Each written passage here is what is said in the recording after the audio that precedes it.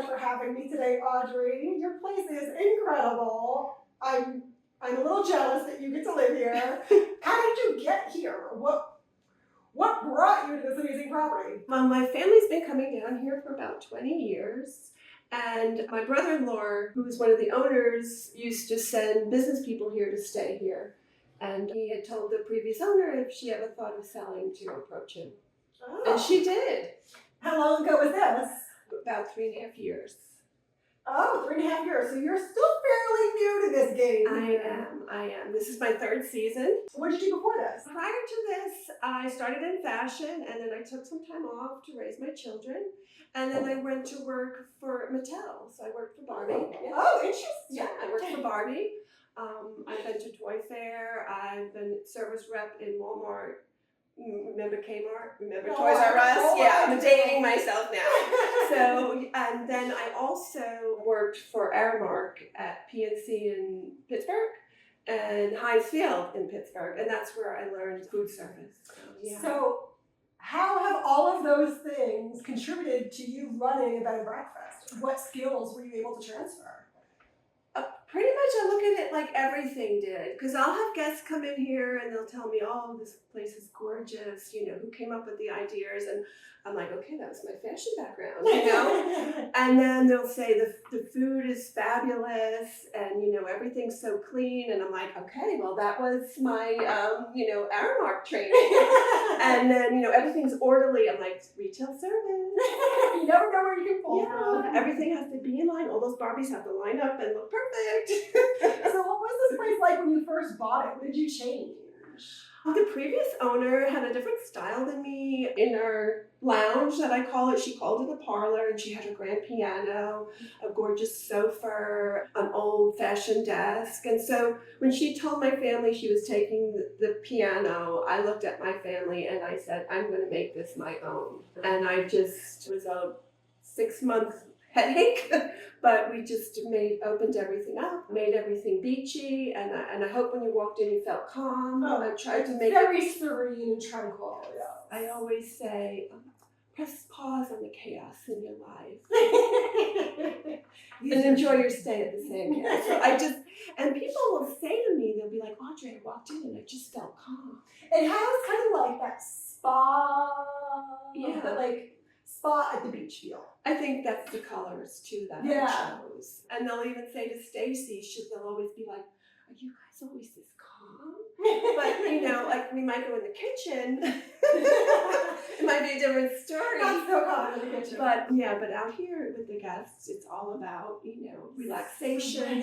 Yes. And enjoying your stay in Long Beach Island. Yeah.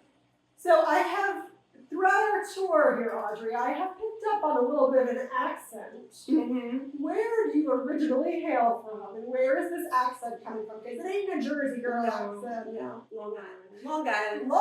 We're from Long Island to Long Beach Island. Yeah. So because I worked in Manhattan and went to school in Manhattan. So and then my husband and I raised our family outside Pittsburgh, and now we're here. And you live here year-round. I do. I get to look at that gorgeous view every morning, and I come in here and I get my hot water, and I look at the old Barney and I say, good morning, old Barney.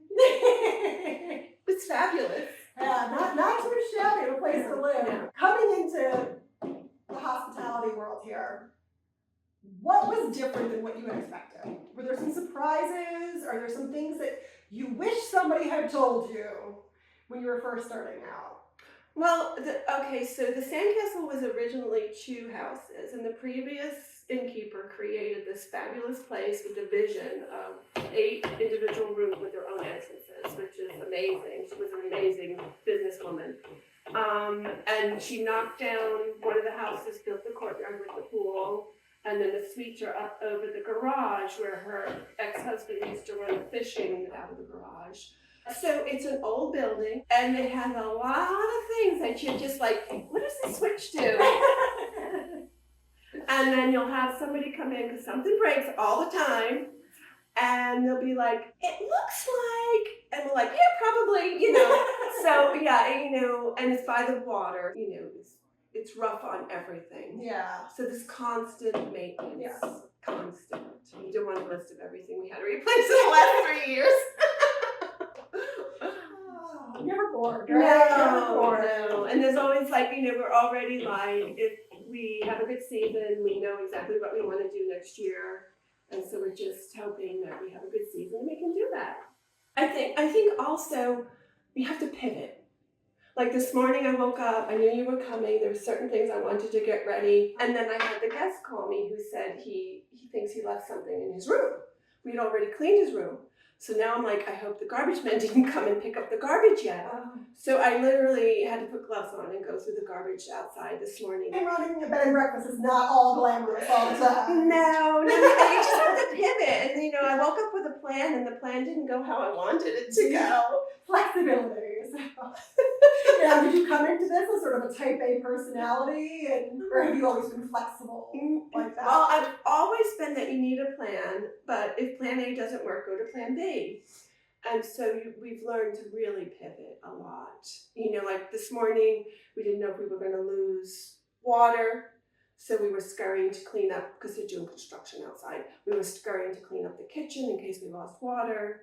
And then Stacy was like, well, what if I don't get that room cleaned? And I'm like, well, it's not rented tonight, so if we don't get it cleaned, it's okay. So yeah, it's like, you just kind of have to pivot. It's just, that's what goes on.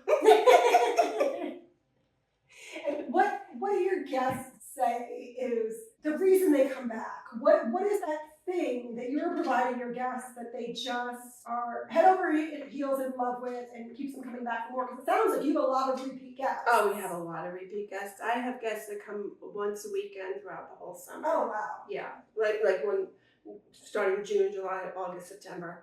I think they treat it like their beach house, and I have every amenity you would want. You don't have to worry about making sure that another company has, provide the linens and the towels and this and that. I do everything for you. You have your beach bike, you have your beach chair, your beach towels, your beach tags if you want, an umbrella, you have everything you could want. And we're nice. And we make a good breakfast. And we do have cookies in the afternoon. So this afternoon we have gluten-free brownies for our gluten-free guests. And we also have melt-aways, which are really good. You might steal one. I might steal one. And what is your most requested breakfast? Like, is there one breakfast that Okay, so my chef works with me mid-May through the end of October, and it's her Eggs Benedict. I love Eggs Benedict. So in season, if she's working, we offer it twice a week, Sunday and Wednesday, in case you're not staying the whole, if you're just in for the weekend, you still can get it. And if you're lucky enough to be here for the whole week, you can have it twice. So yeah, so that's, and then when off season, when I say, oh, that's an in-season thing, people are not very happy. So what months are you open? We're open mid-April through the end of October daily, weekends in November, and the week between Christmas and New Year's. And this New Year's, we're doing a New Year's package. Ooh, tell me about that. So we've partnered with Surflight down the other end of the island. They are a beachy theater. They have excellent talent though. And on New Year's Eve, they have a concert. One's at 5:30 and I think the other's 8:30. So I've blocked out 16 passes to the 5:30. So you'll get 2 passes to the 5:30 show. I give you a choice of 3 local restaurants to get a $50 gift certificate to, and I will make your reservation there for you. Then you get to stay with us. Yeah, of course. We have breakfast offered between 8 and 11, and late checkout of 1 p.m. Ooh.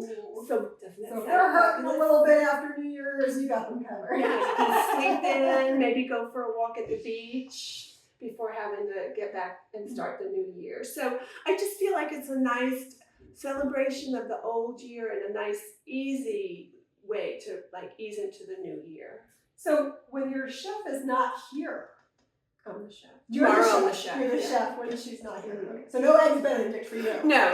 Tomorrow's avocado toast or French toast, and I have 2 gluten-free people, so there'll be gluten-free option, which is I can handle.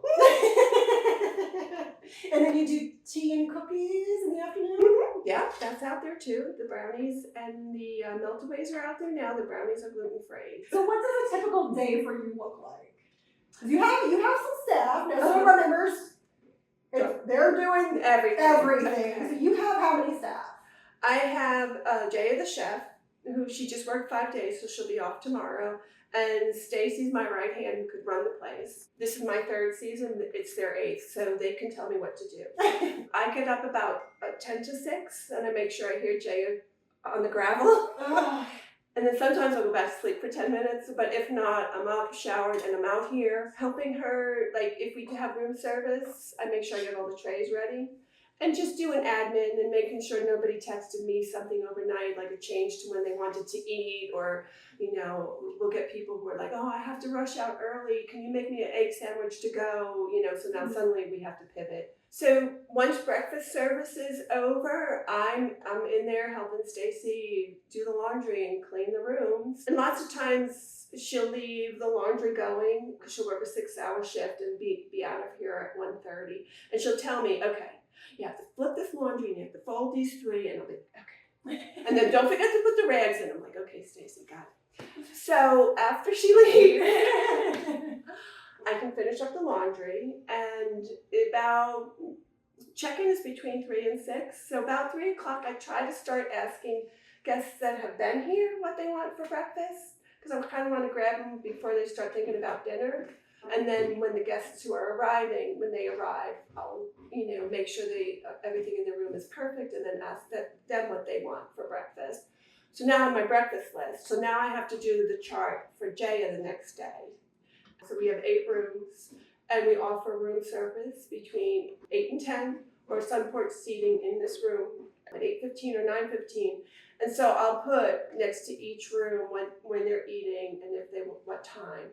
And then their preferences on that sheet too, because you saw tomorrow I need to make a pot of decaf. Yes. We had 2 people ask for decaf today. They're staying overnight, so now we know they want decaf in the morning. So Stacy will leave notes, because like Wednesday she'll be off. Mm-hmm. So my college student will be here. And so Kai will know, they want coffee, they want decaf. So everything's there. So if I'm not around, if I'm running around doing something, it's all written down for my staff to communicate with each other. And the guest names are on the sheet too, so that you can go in the morning and say, good morning, Susan, good morning, Paul, and really make them feel like, oh, I'm special. Yeah. I love that you're doing room service as well. How many people are taking advantage of room service versus dining in this room? In season, we also serve by the pool, Ooh. Which is big. It's big in June, because once July hits, it's too hot. But in June, a lot of people like to eat by the pool. I can have anywhere from 5 of the 8 rooms wanting room service. Or to this past weekend, everybody ate up here. And besides these 4 seatings, I had overflow just in case they weren't done. I could offer you, do you want to sit here and have your cup of coffee, until the sun porch is available? Because, sometimes people start chit-chatting, and an hour isn't enough for breakfast. So I'll bring your coffee out, and you can sit in the comfy chairs and wait till the table's available. So, yeah. Or if you're in a rush, you can eat at the dining room table, which is fine too, because the view from there isn't bad either. Yeah. So, considering you're still newish, we have a lot of members who are thinking of getting into this industry. What is your one tip that you would give somebody that's thinking or just getting into this industry? What would be your number one survival tip? If you buy an inn that was previously an inn, you're not creating it from scratch, try to shadow the old innkeeper. Mm-hmm. I had the opportunity to work with Nancy for about 3 weeks. So I just shadowed her the whole time, and I shadowed the chef and the girls cleaning, and I just tried to soak it all in and see what they were doing. Because then it's weird, because then I come back and they're still here, but I'm now their boss. But I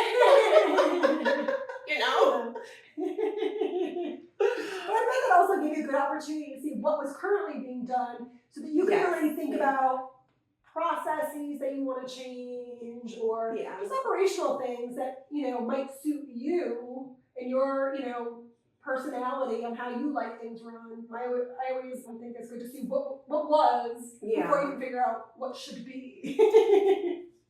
Yeah, and I always have the attitude like work smarter, not harder. So I was watching how they were cleaning, and I had helped a friend clean houses back in Pittsburgh while I was working for Mattel also. And so, we had ways of doing things, and I was like, okay, this could be done a lot faster. Ooh, Yeah. what did you implement to make it faster? Well, just, I use Clorox wipes. The best thing ever. I love a good Clorox wipe. I know. I mean, you can squirt down the sink with the Pine Sol and scrub it with that Mr. Clean thing, and then just take a paper towel and a Clorox wipe, and it is like, there are no germs left on that thing. Same thing with the toilet, and then you'll see by our beds, they all have the glass. So everything's disinfected when everybody leaves. Mm-hmm. And I just feel like simple things like that, just save on wiping and this, that, and the next thing 3 times over, just use a Clorox wipe. Just simple. And then also we have glass showers. I know the trick. Yeah, what is I the know. trick? So it's that Mr. Clean bar, that thing, and then this thing called spray away. Okay. So you spray it on there, and then you dampen. The magic eraser, Mr. Yeah, Clean? yeah. Magic eraser, okay. But that spray away, it's glass cleaner, and then the Mr. Clean, all that stuff comes gone. It's a secret. It's fabulous.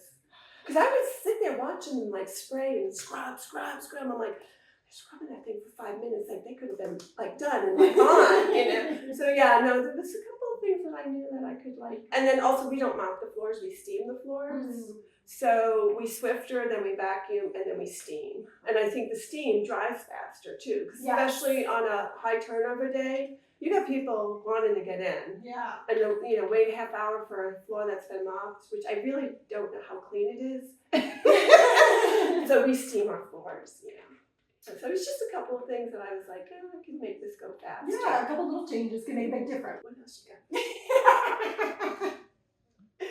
Oh, I could just sit here all day. This is gorgeous. I know, it really is. I don't know how you get anything done. Well, yesterday I rode my bike around. Oh. But we were waiting for a room that had never been here to check in. So I always say, if you would like a quick tour, text me. But once 6 o'clock hits, and if they haven't, because check-in is between 3 and 6, and we do contactless. So I was just kind of riding my bike around until we could go out to dinner. And it was just fabulous. Yeah. I went down to the beach. I sat there when the sun was warm on my back. It was nice. I know. And I bet you guys get a lot of good seafood around here.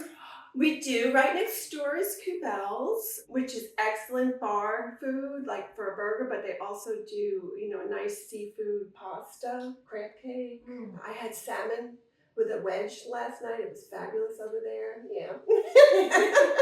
Living the life.